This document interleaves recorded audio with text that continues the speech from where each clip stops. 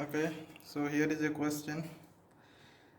Question says the velocity v and displacement x of a particle executing simple harmonic motion and are related as v dv by dx equal to minus omega square x, and at x equal to 0 v is equal to v naught. So question is, find the velocity v when the displacement becomes x.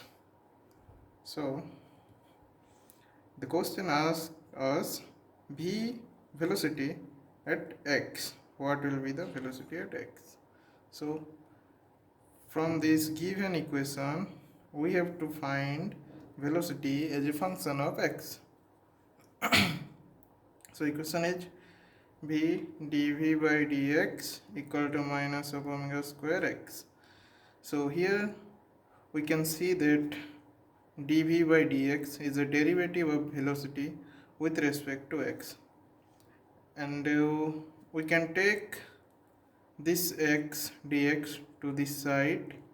So v dv equal to minus of omega square x dx. So this is a equation, and from here if we want to find the velocity, then we have to integrate this velocity with respect to dv. So we can do this as integration of v dv equal to minus omega square x dx. As omega here is a constant, so omega is independent of x, so it will go out of this x. And here in this equation it is written that initial condition is given that at x equal to 0 velocity will be v naught. So when x equal to 0 velocity will be v naught, and we are going from x, this x, 0 to x. So this limit will be 0 to x, and here the velocity will be at 0, at x equal to 0 v is equal to v naught, so it will be v naught, and at x equal to x v will be v, what we are going to find the velocity.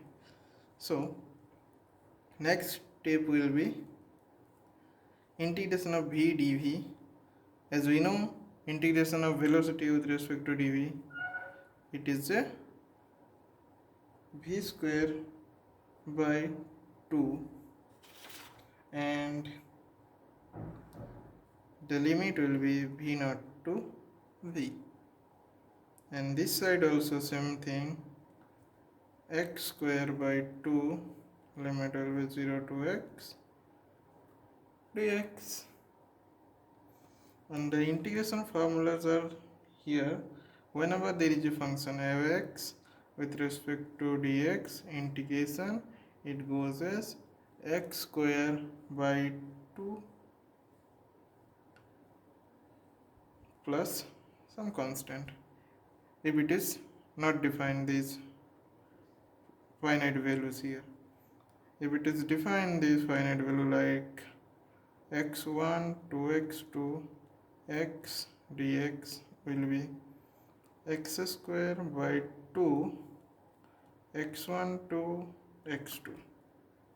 Similarly, integration of x square dx will be x cube by 3, it is x1 to x2, x1 to x2. Okay.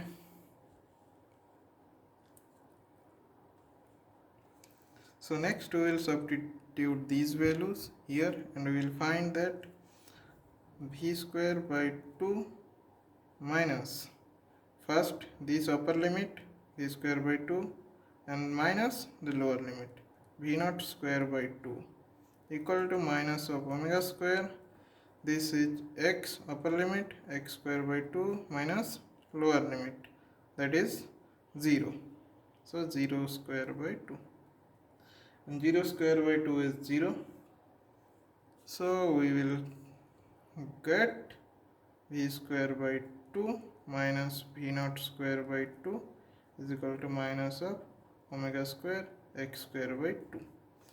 In all both the side, in denominator there is 2, so we can remove these 2 and we will have v square minus of v naught square is equal to minus of omega square x square. So these v naught can be taken to that side and it will become v square is equal to v naught square minus of omega square x square.